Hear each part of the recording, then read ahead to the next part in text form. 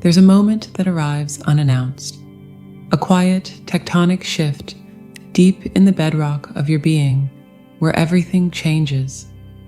The longing that once hummed your name turns into a dull, metallic echo.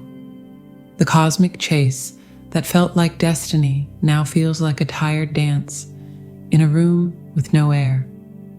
And him, the one whose soul signature is etched into yours, begins to feel less like a homecoming and more like a curious artifact from a past life you've outgrown.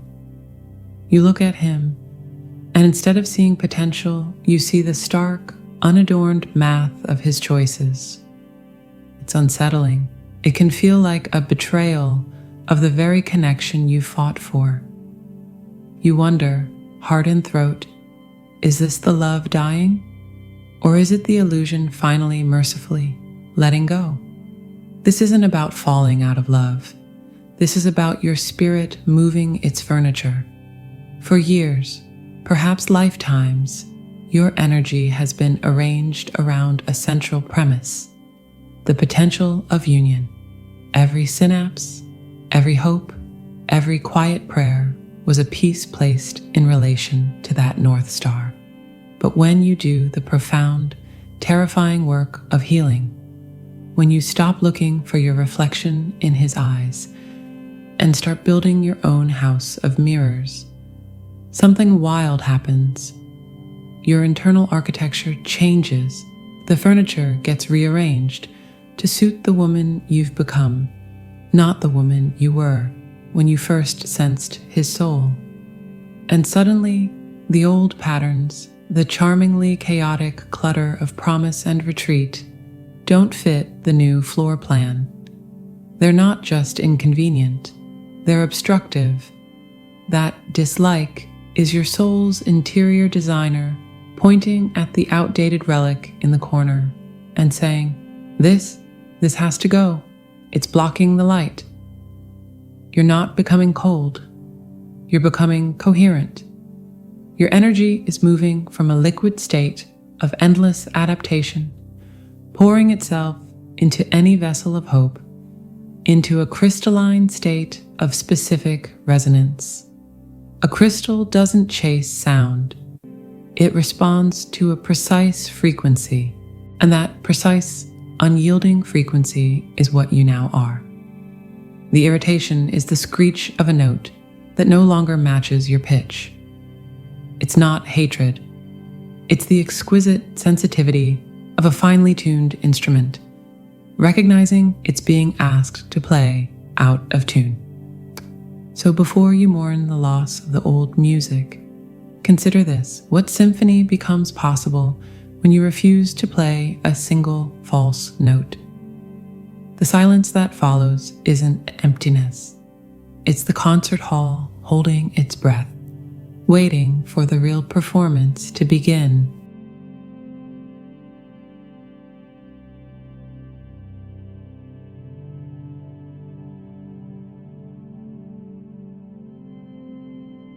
Let's talk about that feeling, that strange, unsettling friction that starts humming in your chest when he texts or doesn't. When his voice, once a melody, now feels like a minor chord out of tune. You call it irritation, disappointment, maybe even dislike. And part of you panics, thinking, is this it? Has the magic died? Am I falling out of love? What if I told you that noise you're hearing isn't the sound of the connection breaking? It's the sound of your own energy recalibrating, shifting from a welcoming harbor into something far more profound, an impossible energetic container. Think of it like this. For most of the journey, your energy was a home, a warm, forgiving, perpetually lit hearth. No matter how far he wandered, the door was open, the fire was banked, and a place was set. Your love was the certainty he could rely on, even in his avoidance. It was, in a spiritual sense, conditionally unconditional. I love you unconditionally, but I'll also unconditionally wait unconditionally forgive, unconditionally hold this space while you figure it out. That energy created a comfortable paradox for the unhealed masculine, a place where his potential was adored, but his absence was accommodated. But awakening isn't about adding more rooms to that old house. It's about the whole structure undergoing a silent, seismic renovation. One day, you wake up and the blueprint has changed. Without you even consciously drafting it, your soul has ordered a rebuild. The open door policy, revoked, the always on fire, now thermostatically controlled. The forgiving hearth has been replaced by a sacred inner sanctum, a sanctuary with a frequency lock. This is where the dislike originates. It's not him you're disliking.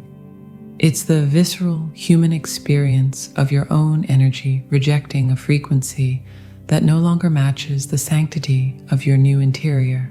You feel irritated because his lower vibrational patterns, the inconsistency, the silent treatments, the sweet nothings that promise everything but deliver nothing, are literally bumping up against a force field they cannot penetrate. Your soul has installed a spiritual airlock, and the pressure change is palpable. You know that feeling when you walk from a noisy, chaotic street into a utterly silent, pristine chapel. There's a moment of deafening adjustment. Your old energy was the street, absorbing all the noise, the chaos, the exhaust fumes of his indecision. Your new energy is the chapel, and when he brings the street noise to the chapel door, it doesn't feel romantic or destined. It feels sacrilegious. That cringe you feel? That's your sovereignty saying, this sound does not belong here. This is the mystery of the impossible container. It doesn't operate on the level of words or boundaries you announce. It operates on the quantum level of being. You're no longer asking him to match your vibration. You have become the vibration, and the container of your aura now only resonates in harmony with what is authentic, clear, and consciously embodied. Potential is static. Unmet promise is a discordant note, and your entire nervous system, now upgraded, screams in dissonance. It's like you've been speaking a beautiful, complex language of soul connection your whole journey. And suddenly your fluency has leveled up to a divine dialect. He's still speaking the old language, a language peppered with maybe, I'm scared, when the time's right. But you can no longer hear just the words. You hear the void beneath them, the absence of embodied courage, the gap between the soul's whisper and the ego's refrain. And hearing that gap, that void, translated directly into your new frequency, it feels empty. It feels like nothing. And we are biologically wired to pull away from what feels like nothing. So the chase ends, not with drama, but with a quiet, terrifying dignity. The container is sealed. The energy he once could borrow, bask in, or take for granted is now contained within a sacred vessel that he cannot access with old keys.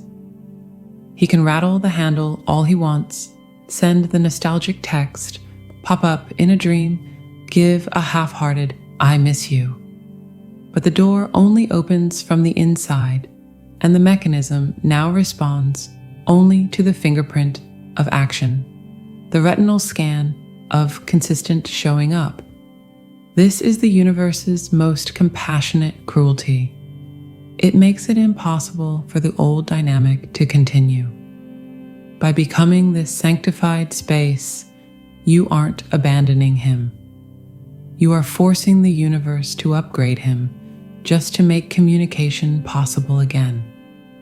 You've moved to a new spiritual zip code, and his letters keep returning to sender. The only way for him to reach you now is to journey to where you actually are. not in a physical place, but in a state of being. And the beautiful, ironic joke of it all? This container you've become wasn't built to keep him out. It was built to hold the miracle. It's the final preparation of the sacred space within you, making it capable of containing a union that is real, tangible, and sustainable. Not a fantasy that burns bright and then fizzles. The dislike is just the demolition dust settling. It's the sign that the renovation is complete and the sanctuary is ready for occupancy. But here's the catch. The first thing that needs to be inspected at the door isn't his potential, but his presence. Not his soul's blueprint, but his feet on the actual ground. It's terrifying, this silence, this feeling of being over it. But it's not emptiness, it's readiness. And what happens when a sacred vessel is finally ready? Well, that's when the universe starts to deliver what it was actually designed to hold. But that's a story for the next step. Because once your energy becomes this kind of immutable force, it doesn't just sit there waiting. It begins to actively rearrange the very gravity of the connection itself. Curious how that works? Let's just say the chase is about to get interesting, but from a direction you never expected.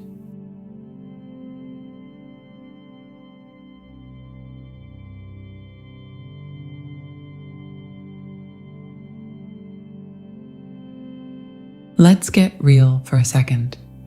You've spent what feels like lifetimes, or at least one very long, very intense earthly chapter, trading in a unique and exhausting currency. Potential. His potential. The shimmering, ghostly blueprint of the man he could be. The love you might share. The union that awaits just on the other side of his next breakthrough. You've been a visionary, an archaeologist of the soul, brushing away the dust of his fear to reveal the masterpiece underneath. And for a long time, that was the work. It felt holy, even. But here's the quiet truth no one tells you. You can't build a shared reality on a down payment of spiritual promise. You can't warm your hands on the idea of a fire. What's happening now in this final stage, where dislike curdles in your stomach, is a fundamental shift in the very economy of your connection. You are, quite without meaning to, transitioning from a barter system to a gold standard. And the gold is no longer potential, it's embodied effort. This isn't you getting impatient or giving up. This is your soul, now acting as the central bank of this entire dynamic, calling in all the loose spiritual IOUs and declaring that from now on, only tangible, demonstrable, kinetic action holds any value. Think of it like this: before, your love operated on faith-based credit. He'd offer a glimpse of depth, a soulful stare, a "you're my person" whispered in the dark, and you'd extend him limitless emotional credit. His intention was collateral. Your hope was the currency. It was a system that could only ever be balanced by one person, you. You were both the lender and the forgiver of debts, but a soul can only carry so much metaphysical debt before it senses the insolvency. So your entire being initiates a quiet audit, and the audit reveals a stark truth. The account is empty, not of love, but of corresponding energy. The mirrored effort is missing. The reciprocity is a phantom limb. You can feel where it should be, but there's nothing solid to grasp. And this dislike you feel? It's the visceral, human reaction to that audit's findings. It's the part of you that can no longer pretend a beautifully crafted IOU is the same as a meal. you're spiritually starving in a kitchen full of ornate, empty recipe books. This is where we move from psychology to spiritual physics. You're no longer just a woman wanting her man to step up. You have become the embodiment of a universal law, the law of mirrored embodiment. For every profound soul recognition, there must be a matching, grounded action. For every telepathic whisper, a spoken word. For every pull of destiny, a chosen step. The connection exists in the energetic realm. It always has, magnificently so. But for it to live in the world, to breathe and walk and thrive, it must be built here. And building requires materials, not the ether of potential, but the bricks and mortar of choice, time, vulnerability, and consistent showing up. Your dislike is the enforcement mechanism of this law. It's your system rejecting the dissonance. It's like your soul is a perfectly tuned instrument, and his unmanifested potential is a note played slightly off-key. At first, you could harmonize with it, make it part of the song. But now your own instrument has been refined to a concert-grade clarity. That same off-key note isn't just a minor discord, it's a violation of the music's very possibility. It hurts to hear, so you stop playing along. You're done being the soul translator between the spiritual promise and the earthly reality. You will no longer accept a masterpiece in the ether while you're living in a construction zone of his avoidance. The gap between his soul's grand language and his ego's timid mumbling has become a canyon you refuse to keep bridging with your own emotional labor. Let's be blunt. You're tired of being the only one speaking both languages. So you've decided to stay firmly, gloriously, in the realm of truth you can see and touch. And here's the beautiful, terrifying power of this shift. It forces the connection out of the mystical and into the practical. It demands a miracle you can lean on, not a synchronicity you have to interpret, but a hand you can hold. Not a dream visit, but a difficult conversation had in daylight. This is the ultimate act of faith, not faith in his potential, but faith in the unbreakable law that true union must have two pillars holding up the roof. You're simply refusing to be the only pillar anymore, and the resulting shudder through the foundation is what he experiences as the loss of your love. But it wasn't love he lost. It was his credit line. Honestly, it's a promotion. You've gone from being the hopeful investor in his startup to becoming the governing board that demands a viable product. And the product is a shared life. The prototype phase is over. So when you feel that cold wash of dislike, don't pathologize it. Don't call it a failure of your heart. See it for what it is, the solemn, dignified action of a sovereign being enforcing a cosmic law. You are aligning with the principle that love, to be real, must be made real. You are the guardian at the gate of manifestation, and you will only let through what is ready to be built with. The promise alone no longer gets a visa. This is how the spiritual gets its hands dirty. This is how destiny rolls up its sleeves, and it's in this enforced realism that the true magic, the kind that doesn't give you whiplash, finally gets its invitation to appear. But here's the funny thing about universal laws. Once you start embodying one, they have a way of triggering a chain reaction in everything around you. And watching what that reaction pulls into motion, well, that's where the story truly transcends the struggle and starts to feel like the epic it was always meant to be.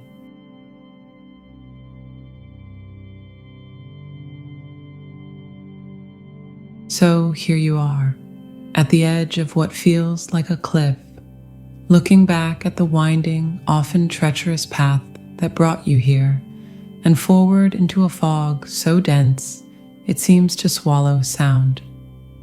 This dislike, this resistance, this quiet fury, it feels like an ending, doesn't it? It tastes like ashes and spurned dreams. But I need you to consider, just for a moment, a different interpretation. What if this isn't the cliff's edge, but the riverbank? And what you're feeling isn't an ending, but the unmistakable glacial pull of a current finally ready to carry you. Not away from your destiny, but directly into its core. We've talked about sanctuaries and economic systems, about frequency locks and spiritual audits. But all of that intellectual architecture leads to this single human moment. The moment you stop interpreting the connection and start inhabiting its truth. The dislike was never the poison, it was the antidote. A brutally honest serum that flushed the fantasy from your system so only the authentic pulse of what is and what could actually be remained. You've been weeding the garden of your soul with bare hands, and yes, your hands are scratched and dirty. But look at the space you've cleared. It's not empty, it's available. This phase was the ultimate act of love, not for him, but for the connection itself. You loved it enough to stop letting it live as a ghost. You loved it enough to demand it take on flesh and bone, to walk in the daylight and cast a shadow. You've been the architect, the builder, and now the discerning homeowner refusing to move in until the foundation is poured to code. That's not negativity, that's sacred integrity. You've become the guardian of a miracle in waiting, and guardians don't smile at threats to their charge.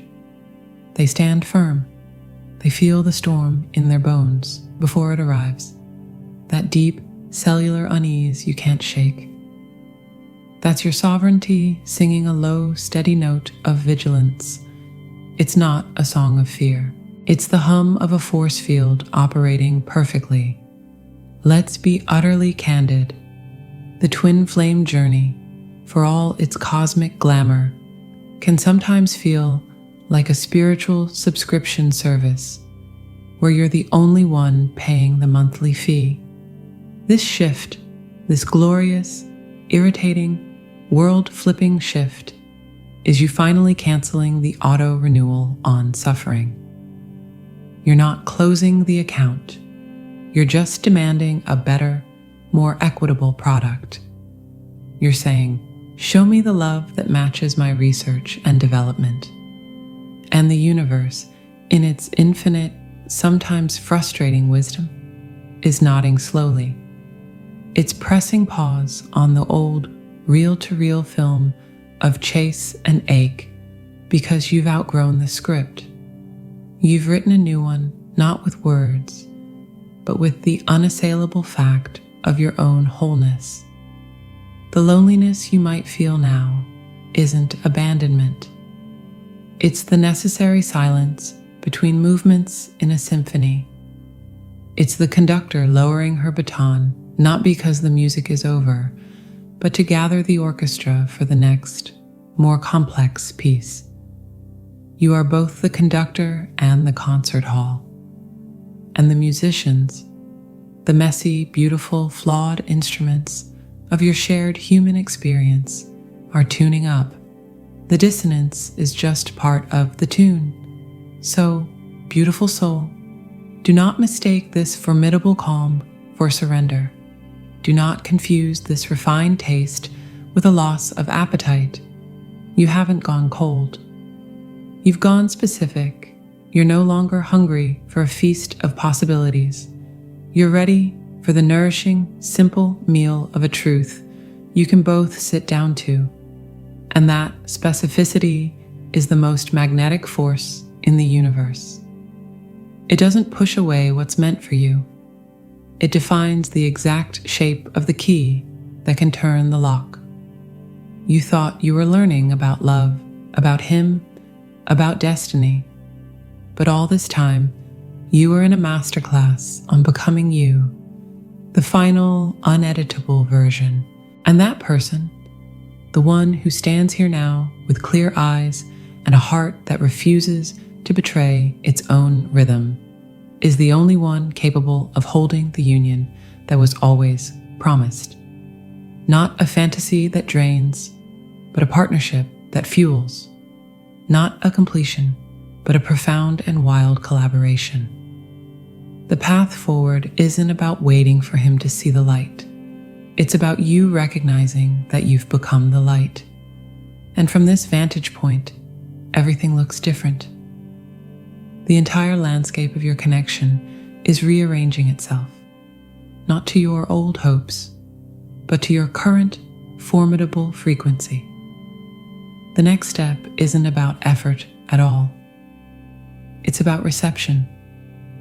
And what's coming, now that you've finally built a container solid enough to hold it, is likely to surprise you in the most wonderfully ordinary, breathtakingly real way